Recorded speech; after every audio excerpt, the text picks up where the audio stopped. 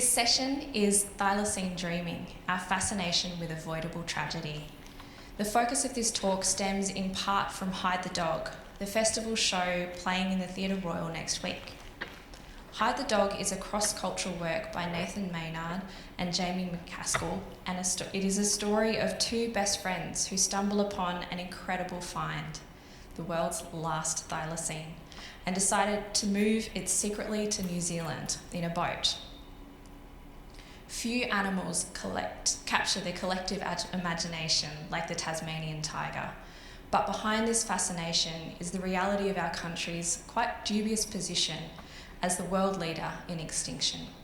To discuss all of this and more, I'm sure, we'll have our incredible artist and puppet maker extraordinaire, Bryony Anderson, UTAS Senior Researcher Associate Professor Katrina Schlunke, and Honorary Curator of Vertebrate Zoology at TMAG, Kathryn Medlock, for a really special panel talk that explores why the thylacine has such a strong place in literature, art, and our cultural imagination. So, please join me in welcoming Katrina, Kathryn, and Bryony to the stage.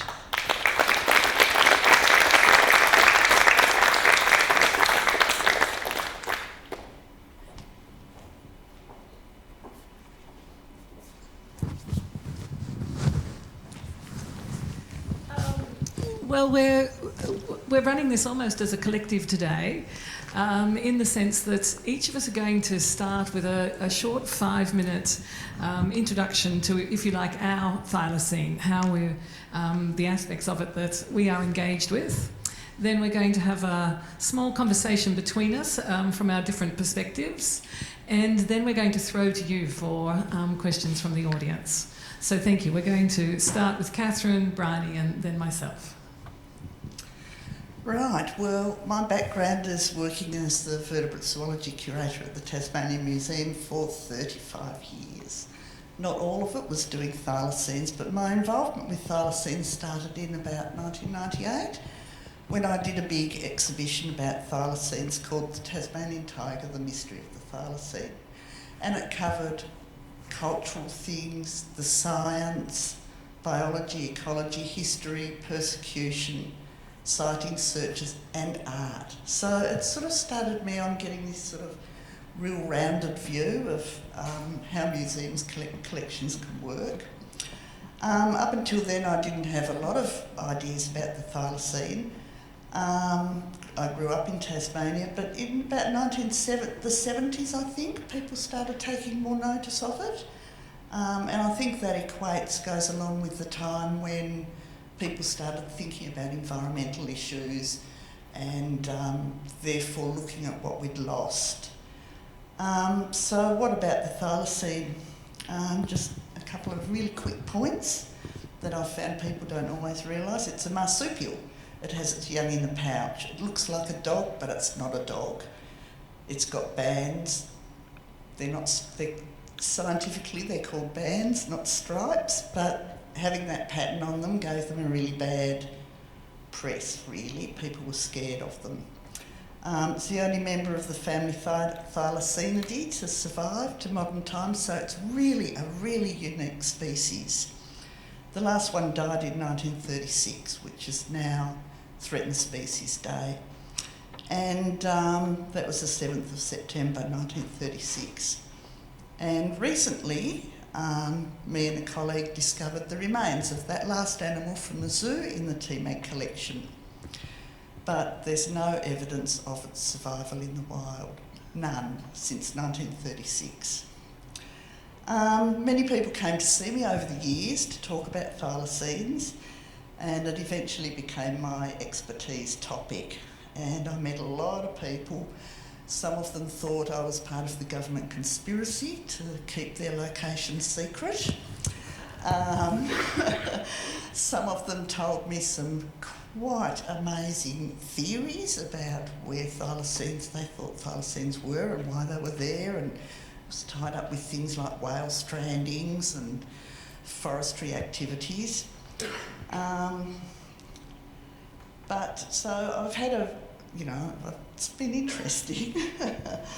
When the TMAG exhibition that I first did toured, it coincided with the Australian Museum starting up a project to clone thylacines. And that sort of didn't really go very far, but now, as we all know, there's a new program, and it's not called cloning, it's called resurrecting for and de-extinction. Because what they're going to do is put together an animal using gene technology that may well it will look like a thylacine. It may act like a thylacine. It might live, eat, sleep, hunt like a thylacine, but it won't really be a proper thylacine. It'll be really valuable. What's going to happen to it? It'll be a multi-million-dollar value animal. Will the persecution start again if it's released in Tasmania? Will farmers and other people dislike it because it's a predator? And no one knows much about thylacine ecology, because when it was still alive, people didn't study ecology, and we don't know how the animals learnt to behave like thylacines. We don't know if they were taught how to hunt by their mothers, or, you know, those sort of things living in the landscape. The other thing about the project is it needs museum specimens to get the DNA. Museums are always keen, our collections are there to assist research and support research, but museums always take it very seriously when people want to cut bits off one of our specimens. Really seriously. It's got to be a good project. So we've got to ask, is reversing extinction the right way to go for conservation? It may well be another tool for conservation, but I guess the big danger is that people will come to see extinction as not being permanent. So it won't matter. It won't matter if species are becoming rare and the populations are dwindling, because, hey, you can always de-extinct it and put it back again. Thanks.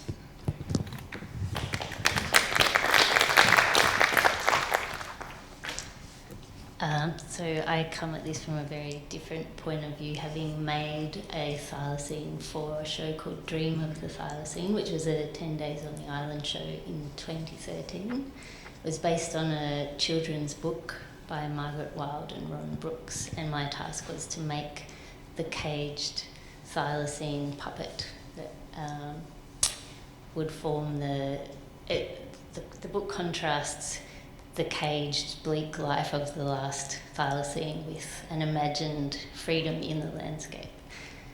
So with a project like this, it starts with research into the anatomy and biology of the creature. And to do that, I went to the Australian Museum and looked at their collections of mostly very misshapen stuffed animals, which kind of look like yellow sausage dogs with bulgy eyes. And you can actually see from those shapes that the early engravings in natural history volumes were often based on stuffed specimens rather than from life, because some of those strange shapes were perpetuated. I talked to paleontologists, and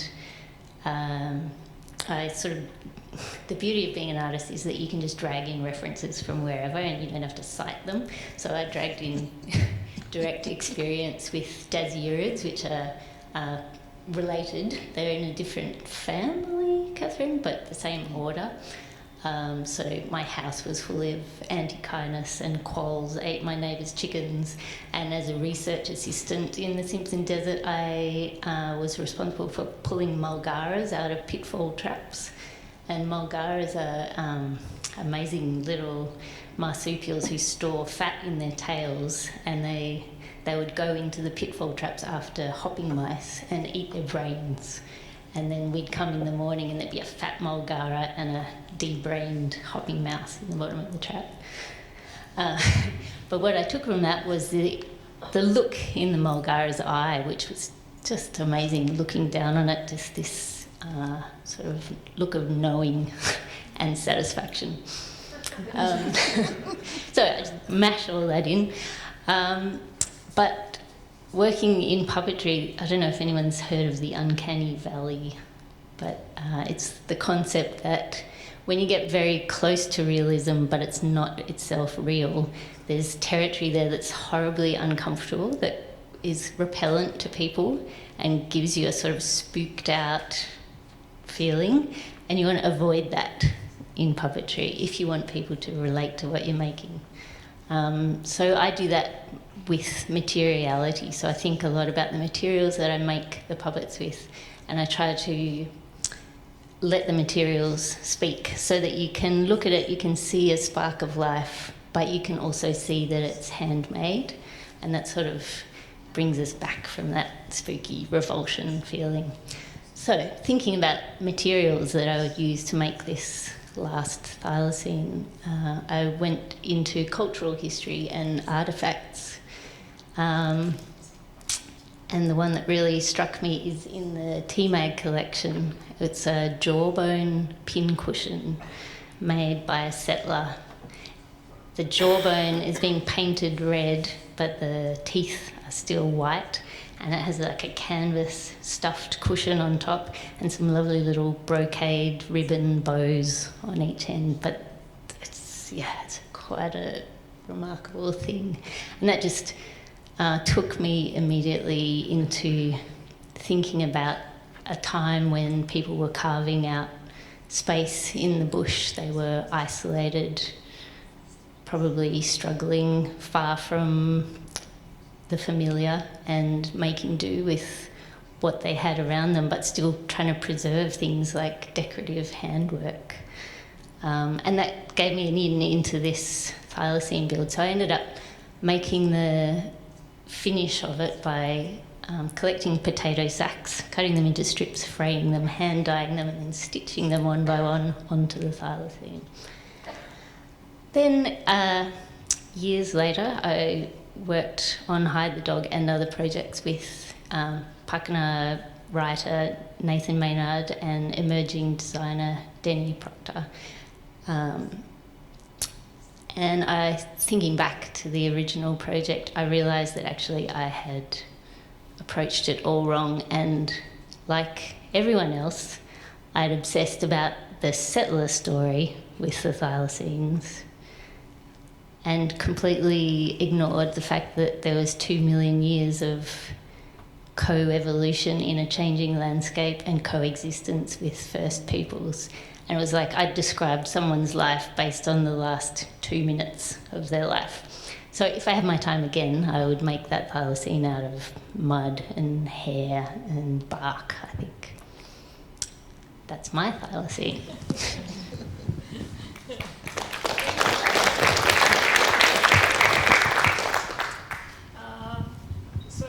I'm part of an Australian Research Council project that wants to tell better stories about extinction, and I guess based around the thylacine, and I would have to say that I think we're not fascinated enough. So let me start. Bill Yudamini Harney from Waterman Country in northwest central Australia says the whole world stilled and we all stopped changing shapes from one to another, from tree to kangaroo, from lizard to ant and back again, when a small boy cut the ear of a thylacine. That story is called Creation Dog. Since then, everything has been stuck in one shape, but we are meant to know that we are all connected, not by some imagining, but by the reality that we were once, and in some ways still are, something else. In the film Tiger on the Rocks, directed by Kathy Vassalou, we see Gavin Namanyak in Kakadu country explaining that the thylacine, painted on the rock, comes alive at night and travels about, coming home only in the day to rest on the rock. It is most definitely not extinct within their community. Helen Fryer, in her work looking at the symbolic value of the thylacine, looks at the way the thylacine has been used as a scapegoat. seen as a ferocious murderer of the young lambs of the new colony, and yet deployed as the proud, powerful symbol of the new state's coat of arms. These sorts of oppositions litter the colonial landscape and our individual settler psyches. Carol Freeman's work on the role of media and images in shaping how we think, what we think about the tiger and its extinction, began our appreciation of the ways in which the tiger travelled globally across the world and in all sorts of guises as romantic, vulnerable creatures, scientific specimens, or the much more usual depiction as horrifying beasts that were published in the newspaper, and yet often accompanied by single sentences that they were all so cowardly. And now we have the popular proliferation of the thylacines. Tigers slinking in from the dark bush to drink at a pristine pool from which pristine beer will be made. Soft, plush tigers of all sorts of sizes, made in China for us to cuddle. And each car that passes a promise on our number plate to explore the possibilities, juxtaposed with the stylised head and stripes of the thylacine. What possibilities might they be? And there's a regular circular story that they are really out there, or if they're not, we promise to bring them back. The thylacine is still in this land, in the form of the thousands of years of Aboriginal land care and shaping that worked with the Palawa named Kurana, Lorana, Leonana or Lagunta to share mutually beneficial space. The fragment left from the colonial record, which of course does not communicate the deep liveliness of Aboriginal country, as Jimmy Everett reminded us at the start of this session. But that fragment is that the found remains of the thylacine, and also the kangaroo and perhaps other animals, should be ritually cared for, covered in small cremation structures, and in that way a balance between all things may have been kept. So that's my thylacine.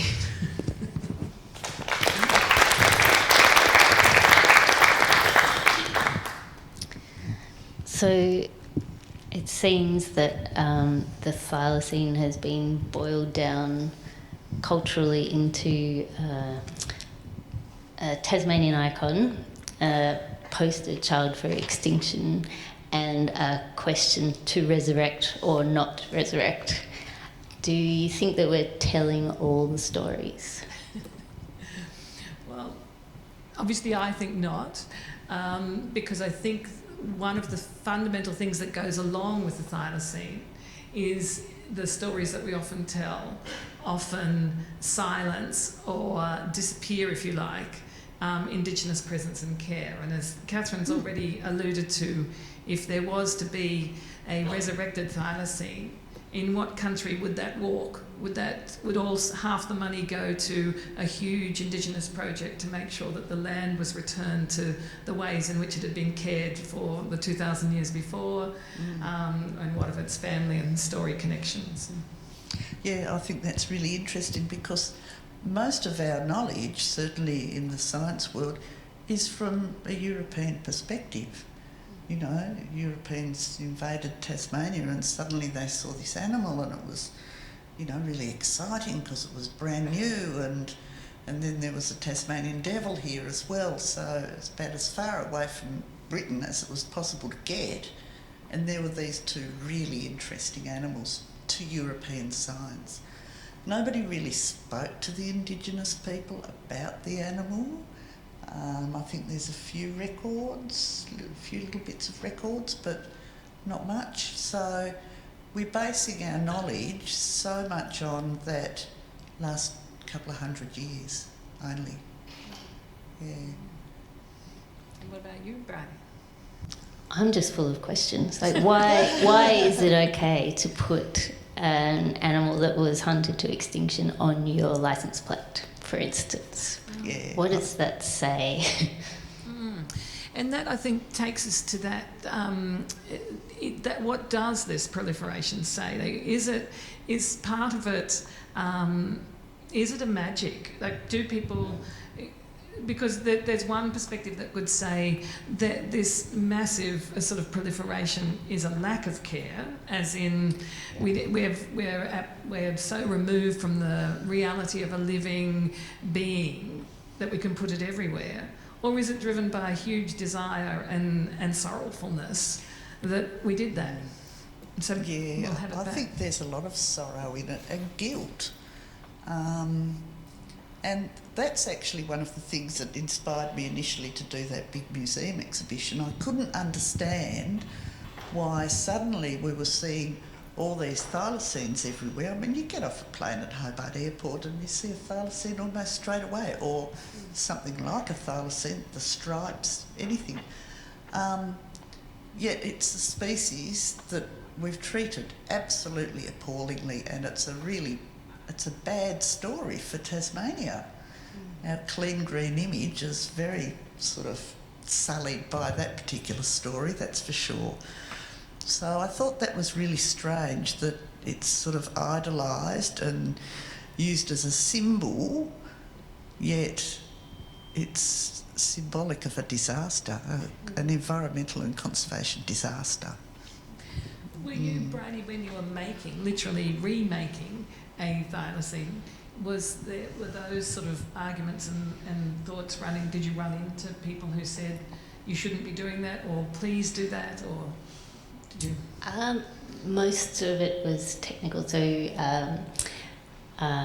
the paleontologist that I spoke to said you have to emphasise the digits and the pads of the feet, because those were distinctive in tracking thylacines. That the forepaws have 5 pads, I think, digits, and the hind feet 4, and their pad and heel are fused into a single shape. And so all those trackers out there looking for thylacines would be looking at those paw prints. Yes.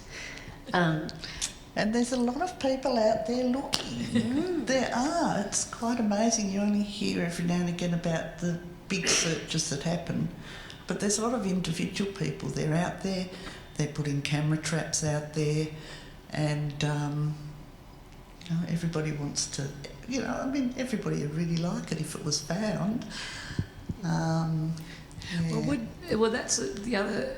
What is the question that might be driving some of that? Is the great attraction of it that it will resolve something in our world that we struggle with? And of course, another thing we haven't mentioned about the thylacine is, that it's, well, certainly in the German it's Vertebrate, so it's the pouched wolf. That the pouch in both the male and the female, so in some ways it crosses genders. It's crossed from being something that is, an ineffectual marsupial to appearing like a ferocious tiger. Again, back to those, maybe some of those oppositions that we are so interested in pressing apart, we might try and hold together through the thylacine in some way. Or what are your ideas about why do people go out and search, and who are they? Well, I've met a few, but I had, and people who are doing individual searches, and I always used to ask them, what are you going to do when you find one? And they always said, it's enough for me just to know it's there. I'm not going to tell anybody. And there are a lot of people who are very distrustful of reporting a sighting, or certainly the museum. I was very fortunate in the museum. We weren't the place where people came to report sightings. If they did come to us, I sent them straight to the wildlife authorities or national parks or something like that, because I didn't have the skills to assess those sightings. But it's very interesting. And they were people, mostly men, and they were really good in the bush. They really knew how to be in the bush, look after themselves, go out for a long time on their own, set their cameras up, have their binoculars or sound recordings to try and get thylacine calls, all sorts of things. Unfortunately, none of them were successful.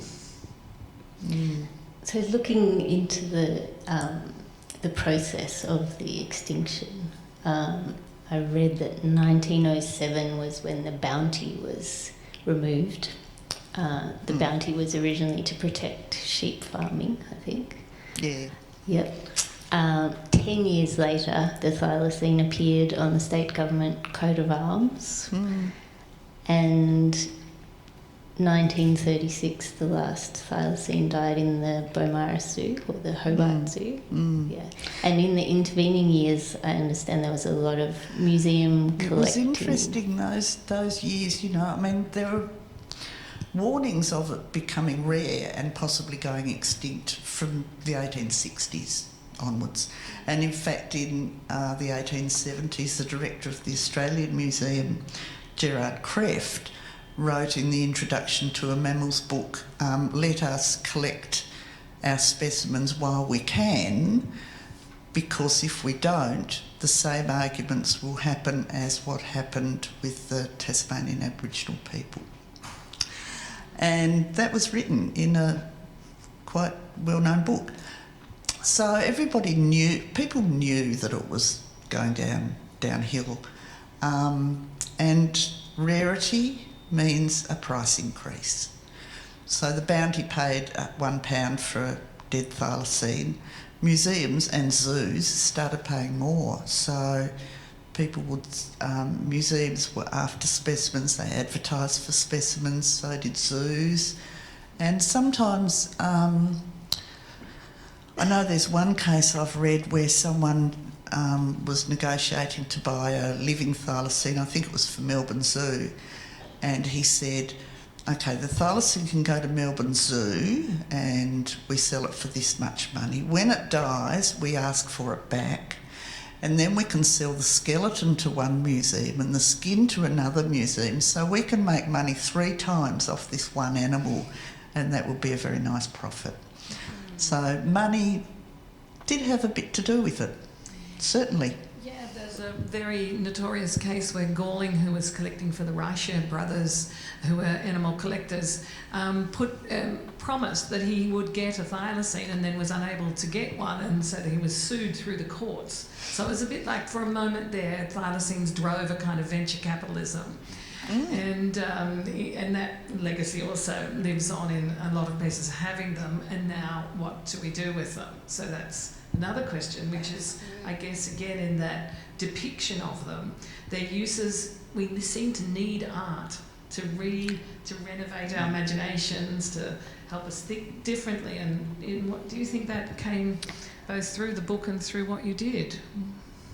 I've just realised what the licence plates are for. They're a warning against venture capitalism. Very good. What was your question, sorry? I guess it's about the role of art in renovating our ideas about the thylacine. Well, I think art and science have a lot in common in that they are based on observation and reflection of the world back onto itself, and raising questions that can be hard to answer. Maybe rather than art necessarily having a role, I think culture, it's time that culture stepped up in the stewardship of the things that live around us. Yeah, I think that's now, with our timetable, we could actually now throw to audience questions, and we assume you've got some prepared, if that's the case, we hope. And there's some microphones flowing around, left, right and centre, and there's one up in the middle there. I'm far sorry. right. Yep. Oh. I'll do the run.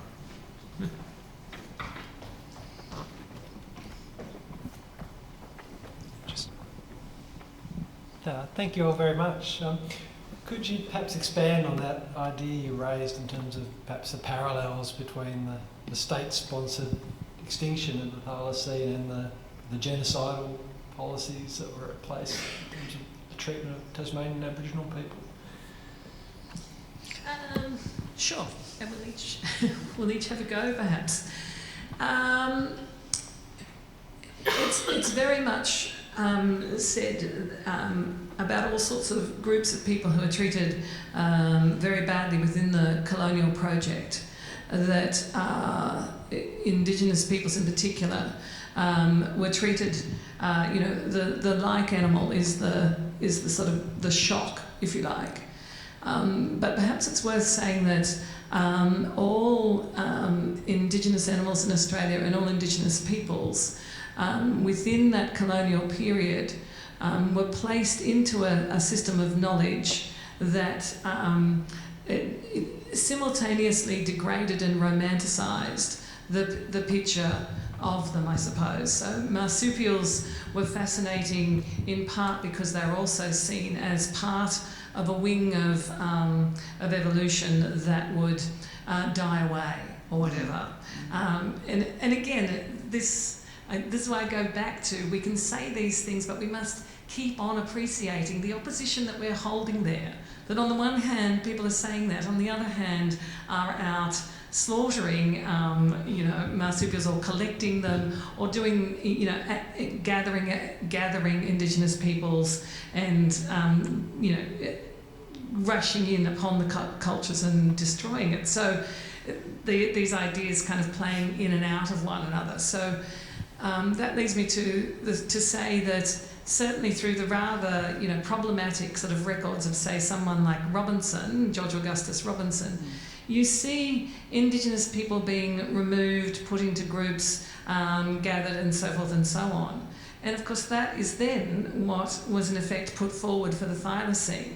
So in this sense, the Thylacine followed the attentions that were given to Aboriginal people in the colonial regime. So there were ideas being floated, as Kathryn mentioned how early the Thylacine was recognised as in danger, and there were ideas being floated that they should be put on Maria Island, gathered together and put in a compound over there, and meanwhile the hunting and the shooting went on.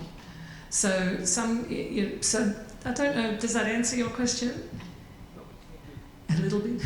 Any of you two got thoughts? Yeah, and it's interesting that sort of putting them in sanctuaries and stuff like that, which, Indigenous people were sent to Flinders Island or Cape Barren Island, and certainly Maria Island was supposedly an island that could have thylacines on it should they be rediscovered.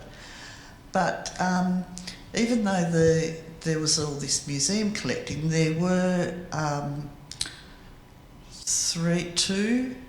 three directors of the Tasmanian Museum after thylacines became rare, and they really pushed in the fauna board to have sanctuaries set up, and they failed because the fauna board was had quite a lot of agricultural people on it, and they didn't want thylacines to be saved. So that was Professor T.T. Flynn from the university, who was museum director for a while, then Clive Lord, who was museum director, and then Joseph Pearson, who was director in 1936 when the last one died in the zoo.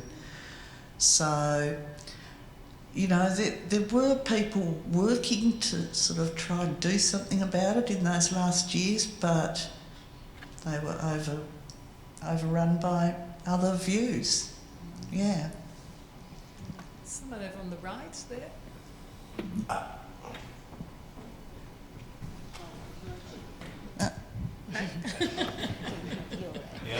other way. Somewhere on the right. Thanks for some really thoughtful reflections on a really complex topic. Can I just press you a bit about the title? It uses the phrase avoidable tragedy. Do you have any thoughts about avoidability? Like, in other words, how could European settler colonialism have been different, such that that tragedy would not have taken place? I think this is really important because, of course, it relates to what's happening now, and because you could say there are some essential structural features of European settler colonialism that made it unavoidable. So yeah, if you could say something about avoidability, that would be interesting. I mean, for example, you could do a thought experiment and go, well, even if it had survived until the 1970s, would it have survived beyond that? Yeah, that's true. Well, it's interesting because I think without doubt most people agree that it was the government-sponsored bounty scheme that was the nail in the coffin for thylacines. And that bounty scheme was introduced in 1888, I think, and that was after 60 years of persecution from people trying to sort of set up agricultural enterprises in Tasmania. But that bounty scheme didn't pass through Parliament easily. It only passed by one vote in the end, and it took a while for them to set it up. So, you know, that was sort of like, if that hadn't got through, I think it would have helped. It might not have stopped the extinction, but it certainly might have helped and maybe given some more time to for people to think about perhaps we should save this species. I don't know, it's hard to sort of think about avoidance mechanisms apart from, you know, that legislation was so damaging for Tasmania. Eric Geiler, a previous zoology professor who did a lot of work on thylacines, he used to always say that's the worst bit of legislation that's ever been introduced to Tasmania. I mean, I'm sure there's lots of others as well, but yeah, it's certainly up there. Mm. And I think I'd like to carry on from something you said, Bryony, about culture stepping up. Mm-hmm. And yes, by the way, we didn't come up with that title, but if looking into the future, what do we need to avoid? And perhaps that's where I'd say something like that shift in our understanding and relationship with, you know, within our culture of our relationship with all animals and life. I mean, that evocation of what different Indigenous philosophers are raising in terms of understanding our relationship at core as interrelated, and the possibility that the creation dog story gives us, as that understanding that connection is so intimate as in fact part of those other animals and life are within us. Because, you know, the thylacine had everything on the one hand going against it and going for it. It looked like a dog. It looked like something we would connect to. Everyone who does anti-extinction projects searches for the charismatic animal. But so we need something far more sustained and intimate, if you like, so that we can actually feel that the small array of insects that are no longer on our windscreens are a part of us that are missing, and so forth. So that's where I'd go, I guess. Yeah, some work that I do is participatory with children in sustainability and understanding your role in the world. And I have often wondered that there's often a sort of generalised care and concern for the world and living things, but a helplessness given the lives that we lead.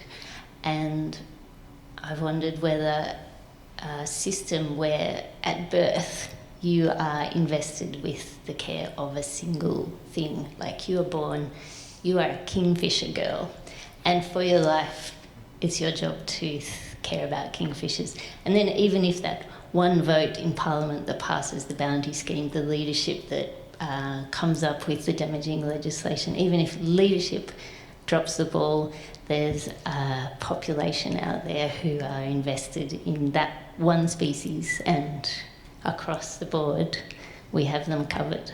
Oh, That's a nice. great idea. Yes, That's bring on the great artists. idea. Another query, yes, that's okay. So it's my left.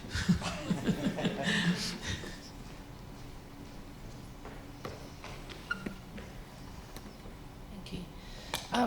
Given the length of time between 1936 and now, and the very small number of Tasmanians who have personal experience of a thylacine, is the danger that it's increasingly becoming a mythical creature, Mm. like a unicorn.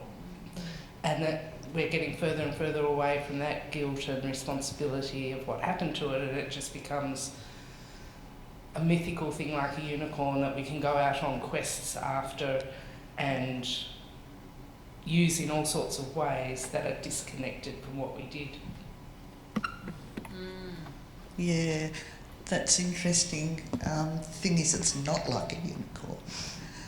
It's not mythical. It did exist. The evidence is there in museums, in films, in photography, and written accounts.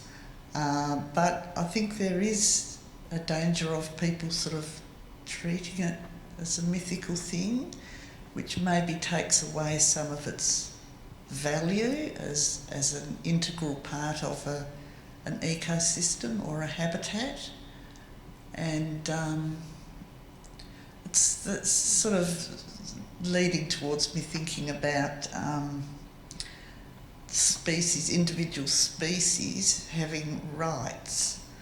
I'm not talking about animal rights and cruelty and things like that, but that concept that they're starting to talk about now about rivers having rights and things like that. And I think that extending some of those ideas to species might be a valuable thing to do. It's sort of way beyond my knowledge area for sure. Maybe it's something that lawyers, environmental lawyers, might sort of examine and be part of, but yeah, so... The other danger with the transition to unicorn status is that the interdependence is lost, that the thylacine didn't exist alone. It's part of an ecosystem. Exactly. It's dependent and is depended on in a functioning ecosystem. And when we try to preserve the koala but forget about all the things that it's connected to, yes, I don't know where this sentence ends. I'm going to pass to you. Yeah, and perfect pass, because I'm thinking about the ways in which.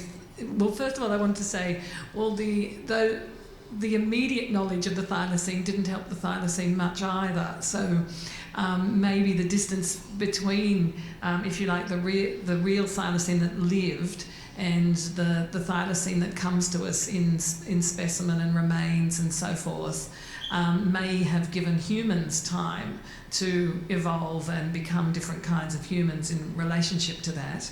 But the importance of what Bryony said about the larger ecology and what Kathryn also pointed to is reminds me of a project that just sort of in the very, very early stages of trying to think about, which is that there's been no recording of the thylacine voice, but there have been, verbal descriptions of it. And I was speaking with a musical creator, an artist, and the first question he asked was, well, what were the other sounds around the thylacine? And of course then you go back to folk like Kathryn and other people and say, well, what else was there that may have disappeared? And so, yes, of course, the sound of perhaps the Tasmanian devil, the sounds of other things that have also disappeared. So in calling back the thylacine or recreating or inventing its sound, you do the work of immersing yourself in that world to bring that back. So I think I'm having a bet both ways. Like maybe that distance can become more ferocious, and for whatever reason the parallel in my mind is the Anzac. The further we are away from the realities of war and etc., perhaps the easier it is to reify and actually sustain perhaps an idea that actually from that war didn't come global difficulties, but an ideal of global peace. That's a bit of a long thing, but if Anzac stops the stadium, that would be like maybe the thylacine stopping some vast other disasters. I think that's a big power of the thylacine now, and the story being so well known. It's a good stepping off point, whether it's people visiting the museum and seeing a stuffed thylacine in a case, or going to your puppet show, or reading some books. It's such a well-known story that we can capitalise on it for good, to make people think and to have debates, have discussions, and really tease apart all the issues to do with thylacines and Tasmania, because it's very tangled. It's very tangled. And that is a beautiful place for us to wrap, I think, and to thank all of you for coming and hopefully going out and ever expanding the fascination and conversation around the thylacine. So thank you very much.